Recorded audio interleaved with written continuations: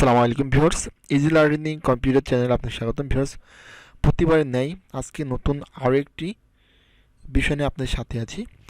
Viewers, আপনারা অবগত আছেন যে আমরা গুগল শিটের কাজ শিখতেছি। আমরা গত ক্লাসে কিন্তু গুগল শিট সম্পর্কে আপনাদের জানিয়েছি এবং কীভাবে আপনারা গুগল শিটে অফিসে হিসাব রাখবেন সেই বিষয়টা কিন্তু দেখিয়েছি। তো ভিউয়ার্স, আজকে আমাদের গুগল শিটের পার্ট 2 নিয়ে আলোচনা করব। তো যারা এখনও আমাদের আগের ভিডিওগুলো দেখেননি, অবশ্যই আগের ভিডিওগুলো দেখবেন। আগের ভিডিওগুলো দেখলে পরে খুব সহজেই আপনি ঘরে বসে কম্পিউটার শিখতে পারবেন, কোনো ট্রেনিং সেন্টারে যাওয়ার প্রয়োজন হবে না। তো ভিউয়ার্স, আগের ভিডিওগুলো আপনি কীভাবে পাবেন? আমাদের এই ভিডিও ডেসক্রিপশনে জব কোর্সমেন্টের প্লেলিস্ট দেওয়া থাকবে, সেখানে ক্লিক করলে পরে আপনি আগের ভিডিওগুলো সিরিয়াল পেয়ে যাবেন, অথবা আমাদের চ্যানেলের মধ্যে থেকে আপনি সরাসরি যে কোনো প্লেলিস্ট চেক করে ভিডিওগুলো দেখতে পারবেন। ভিউয়ার্স, কথা না বলে এখন আজকের ক্লাস আমরা শুরু করতেছি। তো এই জন্য আমরা যে কোনো একটা ওয়েব ব্রাউজার নেব। আমরা গুগল ক্রোম নিলাম, নেওয়ার পর আমরা এখান থেকে গুগল শিট আসার জন্য আমরা এই ডটে ক্লিক করব। এখান থেকে আমরা ড্রাইভে সরাসরি ড্রাইভে চলে আসবো। তো যারা এখনও ড্রাইভ ঢুকতে পারেন না, তারা আমার আগের ভিডিওটি দেখবেন, দেখতে পারে খুব সহজে আপনি এরকমভাবে গুগল ড্রাইভে চলে আসবেন। তো ভিউয়ার্স, দেখতে পাচ্ছেন যে আমি কিন্তু গত ক্লাসে অফিস হিসাব নামে একটা গুগল শিট সেভ করে রাখছিলাম।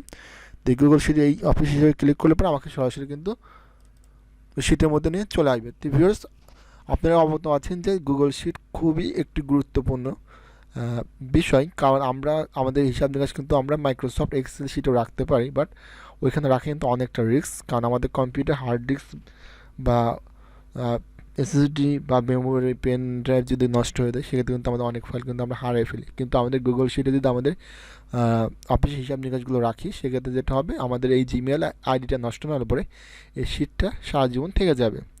তো ভিউয়ার্স, এখন আজকে আমরা দেখব হচ্ছে কীভাবে এই যে টুলস বার আছে এইগুলো কাজ কীভাবে আমরা করবো সেই বিষয়টি দেখবো। তো অবশ্যই ভিডিওতে মনোযোগ সহকারে দেখবেন।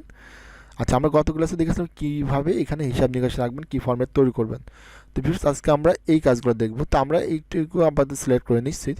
নেওয়ার পর দেখেন এখানে আমাদের প্রথমত আছে হচ্ছে আনডো, অর্থাৎ আমরা যদি কোনো একটা কাজ, সাপোজ মনে করি এই কাজটা আমার এখান থেকে ডিলিট হয়ে গেছে, আমি ডিলিট করে দিলাম।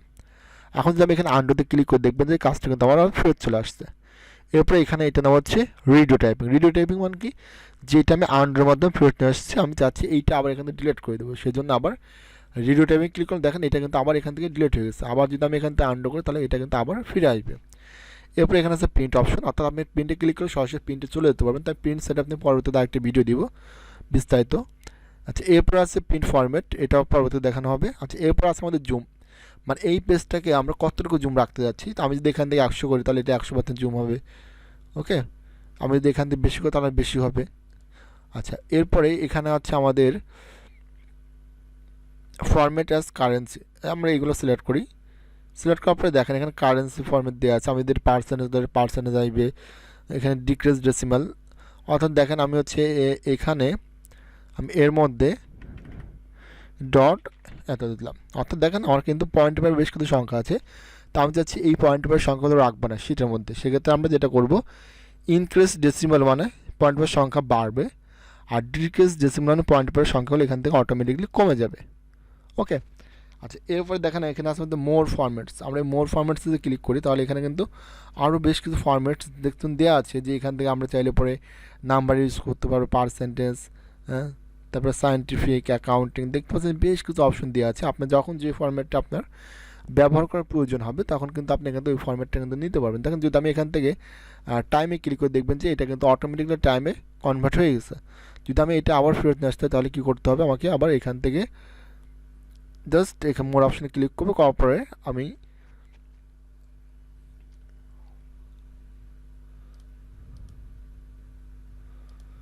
জাস্ট এখান থেকে আন্ডোতে ক্লিক করলে এটা কিন্তু আবার আগের অবস্থায় ফিরে আসবে। আচ্ছা, এরপরে এখানে আছে আমাদের ডিফল্ট, অর্থাৎ আমাদের যে ফন্টের স্টাইলগুলো আছে, আমরা যে ফন্টগুলো ইউজ করেছি, এই ডিফল্ট থেকে আমরা কিন্তু ফন্টের স্টাইল দেখেন আমাদের ডিফল্ট হিসেবে আরিয়াল করা আছে। তো আপনি কিন্তু চাইলে পরে এখান থেকে ফন্টের স্টাইলগুলো পরিবর্তন করতে পারবেন। ওকে, আচ্ছা, এরপর এখানে আমাদের ফন্টের সাইজ দেওয়া আছে, আমরা চাইলে পরে এখান থেকে ফন্টের সাইজগুলো বড় করতে পারবো। দেখেন আমি এখান থেকে চাইলে পরে বড় করতে পারবো, আবার আমি এখান থেকে ক্লিক করে এটাকে ছোটো করতে পারবো। আচ্ছা, এরপর এখানে আমাদের বোল্ট দেওয়া আছে, আমি চাইলে লেখাটা মোটা করতে পারবো, আয়তে ইতালিক বাঁকা করতে পারবো। এরপরে এখানে এটা দেওয়া আছে স্ট্রাইক থ্রু, যদি আমাদের কোনো লেখার উপরে কোনো পাওয়ার দেওয়ার প্রয়োজন হয়। সাপোজ মনে করেন যে আমি চাচ্ছি যে এইটাকে সিলেক্ট করলাম, এরপর আমি এখান থেকে স্ট্রাইক থ্রুতে ক্লিক করলাম। ওকে, দেখেন আমার কিন্তু এই লেখাটা কিন্তু কেটে গেছে। স্ট্রাইক থ্রু মানে কি কোনো কিছু কেটে দেয়, অর্থাৎ আপনি একটা কাজ করতেছেন, এখন ওই কাজের মধ্যে কোনো ভুলভাল থাকে, যদি সেটা আপনি পরবর্তী মার্কেট কাউকে দেখাতে চান, সেক্ষেত্রে আমরা এই স্ট্রাইক থ্রুটা ব্যবহার করব। আমরা আবার যদি স্ট্রাইক থ্রুতে ক্লিক করি তাহলে এটা কিন্তু আবার আগের অবস্থায় ফিরে আসছে। এরপর এখানে আমাদের কালার দেওয়া আছে, যদি আমরা এগুলো কালার পরিবর্তন করতে চাই, দেখেন এখানে আমাদের টেক্সট কালার দেওয়া আছে, টেক্সট কালার ক্লিক করলাম, এখন আমি এখান থেকে যে কোনো কালার কিন্তু নিতে পারবো।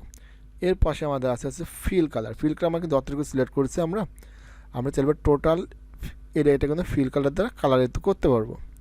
এরপর এখানে আছে অল বর্ডার, অর্থাৎ আমি যতটুকু কাজ করেছি জাস্ট টোটালিটিকে বর্ডার করবো, যত সিলেক্ট করা আছে আমরা এখান থেকে অল বর্ডারে ক্লিক করলাম, অল বর্ডার।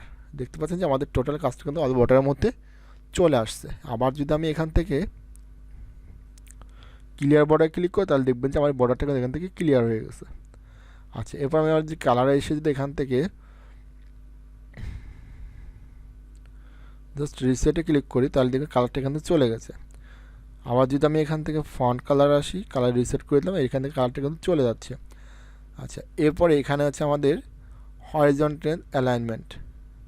আচ্ছা, তার আগে আমরা এখানে আরেকটা বিষয় দেখি, মার্জিন সেন্টারের কাজকে সিলেক্ট করলাম, এখান থেকে আছে মার্জ সেলের কাজ কি, মার্জ সেলে ক্লিক করলাম, দেখেন আমার টোটাল কাজটা কিন্তু ফাঁকা হয়ে গেছে, ঘরগুলো কী হয়ে গেছে, ফাঁকা হয়ে গেছে, মানে অর্থাৎ আমার এইখানে কোনো রো বা কোনো কলাম আমি রাখতে চাচ্ছিলাম না, এই জন্য আমি এখান থেকে জাস্ট মার্জ সেল করে দিচ্ছি। এখন যদি আমি এটা আবার আগস্টে ফেরত নিয়ে আসতে, তাহলে আমি এখান থেকে জাস্ট আবার এটার উপরে ক্লিক করলে এগুলো আবার আগস্টে ফিরে আসবে।